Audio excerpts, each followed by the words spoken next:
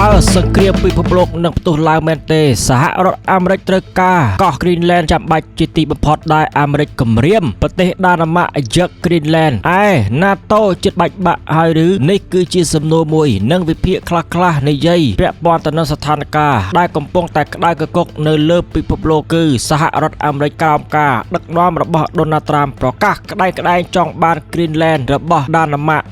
ដាណឺម៉ាកគឺជាសម្ព័ន្ធមិត្តសម្ព័ន្ធភាពរបស់ NATO អញ្ចឹងទេបែកបាក់ NATO ហើយឬនេះគឺជាការវិភាគមួយប្រិយមិត្តជាទីមេត្រីដំណឹងនាថ្ងៃទី 8 មករា2026 ម៉ោង 2:12 នាទីថ្ងៃត្រង់បន្ទាប់ពីប្រតិបត្តិការយោធារបស់ប្រទេសអាមេរិកនៅវេណេស៊ុយឡាកាលពីដើមខែមករា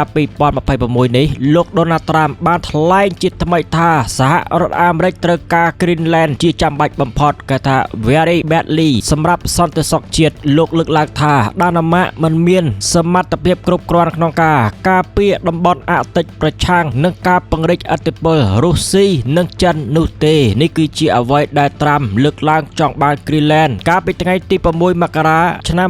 2026កន្លងទៅថ្មីនេះអ្នកនាំពាក្យសេតវិមានបានបញ្ជាក់យ៉ាងច្បាស់ថាការប្រើប្រាស់កម្លាំងយោធាគឺជាជំរើសមួយជានិច្ចក្នុងការសម្រេចគោលដៅយក Greenland មកគ្រប់គ្រងទោះជាយ៉ាងណាក៏ដោយរដ្ឋមន្ត្រីការបរទេសអាមេរិកលោក Marco Rubio បានប្រាប់សមាជិកសភាថារដ្ឋាភិបាលនៅតែចង់ប្រើប្រាស់វិធីទិញជាងការប្រើប្រាស់កម្លាំងបាយដាក់ Greenland លោក Marco Rubio ប្រិយមិត្តជាទីមេត្រីគាត់និយាយថាចង់ទិញ Greenland ជាងប្រើកម្លាំងបាយក៏ប៉ុន្តែវាស្ថិតនៅក្នុងជំរើសបើសិនជាមិនបានទិញមិនបានទេអញ្ចឹងមានតែប្រើកម្លាំងទ័ពបាទវាយលុកយកតែម្ដងអញ្ចឹងមានអញ្ចឹងនៅក្នុងនោះក៏មានប្រតិកម្មពីនាយករដ្ឋមន្ត្រីដាណឺម៉ាកលោកស្រីមេតេបានប្រមានថាប្រសិនបើសហរដ្ឋអាមេរិកប្រើកម្លាំងបាយលើ Greenland វាមានន័យថាជាទីបញ្ចប់នៃសម្ព័ន្ធភាព NATO មានន័យថា NATO បែកបាក់គ្នាតែម្ដងបើ NATO បែកបាក់គ្នាតើនរណាសប្បាយត្រេកអររឿងនេះជួយឆ្លើយគ្នារុស្ស៊ីមិនចឹង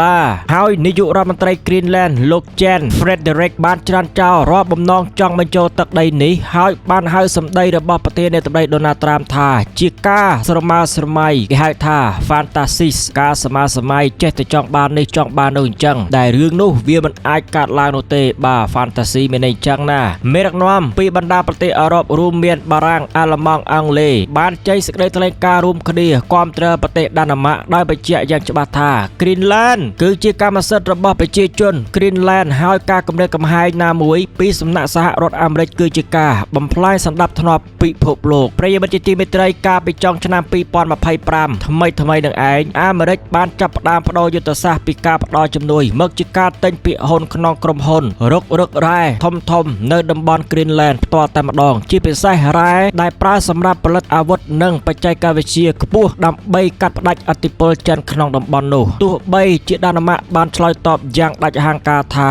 Greenland មិនមែនសម្រាប់លក់ក៏ដោយប៉ុន្តែបំណងប្រាថ្នារបស់លោក Donald Trump បានបង្ហាញឲ្យឃើញថាតំបន់អាកតិចកំពុងក្លាយជាសមរភូមិសេដ្ឋកិច្ចនិងនយោបាយថ្មីរវាងមហាអំណាចធំសូមរំលឹកផងដែរថាកាលពីឆ្នាំ1867បាទយូរហើយប្រិយមិត្តប្រហែលឆ្នាំហើយតាំងពី1867មកដល់ឥឡូវនេះ2026នេះបាទកាលពីសម័យនោះឯងក្រសួងការបរទេសអាមេរិកធ្លាប់បានសិក្សាពីការទិញកោះ Greenland មួយនេះលុះ1946ប្រធានាធិបតីសហរដ្ឋអាមេរិកលោក Harry Truman ធ្លាប់បានផ្ដល់សំណើទិញ Greenland ពីប្រទេសដាណឺម៉ាកក្នុងតម្លៃ$100 លានជាមាសប៉ុន្តែត្រូវបានបដិសេធចោលចំពោះសំណើទិញកោះមួយនេះសំណួរសួរថាម៉េចបានជាអាមេរិកចង់បានខ្លាំងម្លេះចំពោះកោះ Greenland មួយនេះសូមជម្រាបថា Greenland ស្ថិតនៅចន្លោះសហរដ្ឋអាមេរិកអឺរ៉ុបនិងរុស្ស៊ីទីតាំងនេះមានសារៈសំខាន់ខ្លាំងណាស់សម្រាប់សហរដ្ឋអាមេរិកបាទដាក់ទ័ពដាក់អីហ្នឹងដោយសារតែអាមេរិកមានមូលដ្ឋានទ័ពអាកាសដ៏ធំមួយឈ្មោះថា Pituffik Space Base បាទពីមុនឈ្មោះថា Thule Air Base នៅទីនោះវាជាកន្លែងដាក់ប្រព័ន្ធរ៉ាដាការពារនិងតាមដានមីស៊ីឆ្លងទ្វីបដែលអាចការពារទឹកដីអាមេរិកពីការវាយប្រហារពីតំបន់អាកតិចបាទមានន័យថាម៉េចទីតាំង Greenland ហ្នឹងមើលទៅទំនើងស័ក្តិសមដាក់ប្រព័ន្ធការពារបាទប្រព័ន្ធរ៉ាដានានាអាណាបាញ់មកត្រូវតែឆ្លងកាត់តំបន់នេះសាមានន័យចឹងបាទនៅពេលរុស្ស៊ីនិងចិនកំពុងតែពង្រីកឥទ្ធិពលយោធានៅតំបន់ប៉ូលខាងជើងការគ្រប់គ្រង Greenland នឹងជួយឲ្យអាមេរិកមានឧត្តមភាពក្នុងតំបន់នេះចឹងទេដាប់សារជាថ្មីប្រិយមិត្តជាទីមេត្រីនៅពេលដែលរុស្ស៊ីចិនកំពុងតែពង្រីកឥទ្ធិពលយោធានៅតំ តំបន់ប៉ូលខាងជើងការគ្រប់គ្រង Greenland នឹងជួយឲ្យសហរដ្ឋអាមេរិកនេះមានអំណាចបាទឧត្តមភាពក្នុងតំបន់នឹងចឹងទេបានជាអាមេរិកចង់បានខ្លាំងយត្តមែនតែន Greenland ត្រូវបានគេជឿថាមានផ្ទុកនៅរ៉ែដែលប្រើសម្រាប់ផលិត smartphone ឡានអគ្គិសនីនិងអាវុធទំនើបបច្ចុប្បន្នចិនគឺជាអ្នកគ្រប់គ្រងទីផ្សាររ៉ែប្រភេទនេះដូច្នេះសហរដ្ឋអាមេរិកចង់មានប្រភពផ្ទាល់ខ្លួនបាទវាមានទាំងធនធានរ៉ែកម្របាទសម្បូរបែបនៅទីនោះបន្ថែមទៀតជាពិសេសនោះអាចផលិត smartphone ទំនើបឬក៏ឡានអគ្គិសនីបាទលោក Elon Musk ត្រូវហើយរឿងនេះឥឡូវនេះលុយម៉ាយអើយ$700,000,000,000ណោះ Elon Musk កំពូលមហាសេដ្ឋី number 1 លេខ 1 តែម្ដងនៅពេលតកកតំបន់អាតិចរលាយកាន់តែច្រើនវានឹងបង្កើតឲ្យមានផ្លូវនាវាចរថ្មី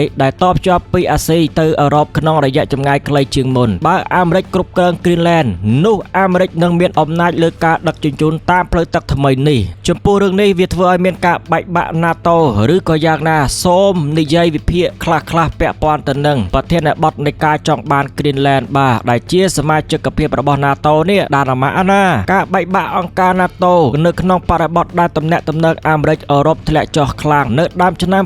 2026នេះគឺជាប្រធានបទដ៏ស្មុគស្មាញនិងគួរឲ្យព្រួយបារម្ភបំផុតសម្រាប់សន្តិសុខសកលនេះគឺជាចំណុចវិភាគសំខាន់អំពីលទ្ធភាពនៃការបែកបាក់និងកត្តាដែលជំរុញរុញច្រានឲ្យមានស្ថានភាពនេះបាទប្រិយមិត្តមុននឹងនិយាយសូមរំលឹកថាអាមេរិក Donald Trump បានដកខ្លួនចេញពីស្ថាប័នអង្គការសហប្រជាជាតិ UN នៅចំណុចខ្លះបាទដកខ្លួនចេញពី UN ហើយព្រឹកមិញខ្ញុំធ្វើវីដេអូមួយឃ្លីបផងដែរនិយាយពាក់ព័ន្ធរឿងហ្នឹងចំពោះរឿងនេះប្រិយមិត្តជាទីមេត្រីទី1ការបាត់បង់ជំនឿចិត្តលើមាត្រា5គេថា The Death of Article 5មូលដ្ឋានគ្រឹះនៃ NATO គឺមាត្រា5ដែលចែងថាការវាយប្រហារលើសមាជិកណាមួយគឺជាការវាយប្រហារលើសមាជិកទាំងអស់បាទមាត្រា5កត់ចំណាំទាំងអស់គ្នាអាណាវាយ NATO អាណាវាយសមាជិក NATO គឺមានន័យថាវាយព្រមគ្នាទៅទាំងព្រមតែម្ដងទៅទាំងអស់តែម្ដងអញ្ចឹងទេសមាជិក NATO ទាំងអស់ត្រូវតែរួមគ្នាវាយអានោះវិញអានឹងមាត្រា5ណាបញ្ហានៅពេលដែលលោក Donald Trump ប្រើភាសាគម្រាមកំហែងផ្នែកយោធាលើប្រទេសដាណឺម៉ាកដែលជាសមាជិកស្ថាបនិក NATO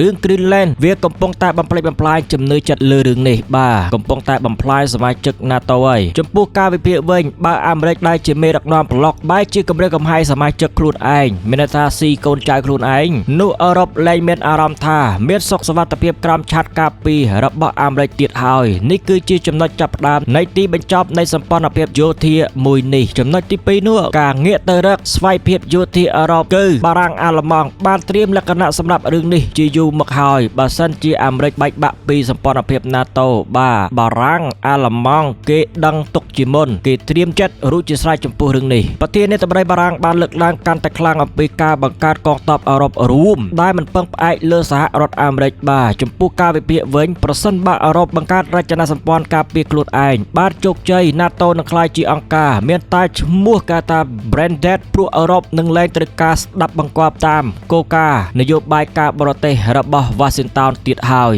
រឿងទី3ភាពប្រេះឆារវាងអឺរ៉ុបខាងលិចនិងអឺរ៉ុបខាងកើតនេះគឺជាចំណុចដែលធ្វើឲ្យ NATO មិនទាន់បែកបាក់ភ្លាមនោះទេទី1អឺរ៉ុបខាងកើតប៉ូឡូញប្រទេសបាល់ទិកពួកគេនៅតែខ្លាចរុស្ស៊ីខ្លាំងនិងជឿជាក់លើចំណុចលើភាពខ្លាំងទ័ពអាមេរិកជាងកម្លាំងទ័ពអឺរ៉ុបបាទប្រទេសដែលជាប់ប្រទេសរុស្ស៊ីគេនៅជឿជាក់លើអាមេរិកណាដោយប៉ូឡូញជាដើមនេះអឺរ៉ុបខាងលិចបារាំងអាល្លឺម៉ង់ចង់ដាច់ចេញពីអាមេរិកដើម្បីធ្វើពាណិជ្ជកម្មនិងកាត់បន្ថយចំនួនជាមួយប្រទេសរុស្ស៊ីនិងចិនចំពោះការវិភាគវិញ NATO អាចនឹងមិនរលាយទាំងសងនោះទេប៉ុន្តែអាចនឹងបែកជាពីរបាទមាន NATO ខាងណាខាងលិចហើយនិងខាងកើតអីបាទវាអាចមានន័យអញ្ចឹងក្រុមមួយទៅស្មោះត្រង់ជាមួយអាមេរិកនិងក្រុមមួយទៀតដើរតាមផ្លូវអឺរ៉ុបសុទ្ធសាធមានន័យថាធ្វើទៅតាមអឺរ៉ុបខ្លួនឯងតែម្ដង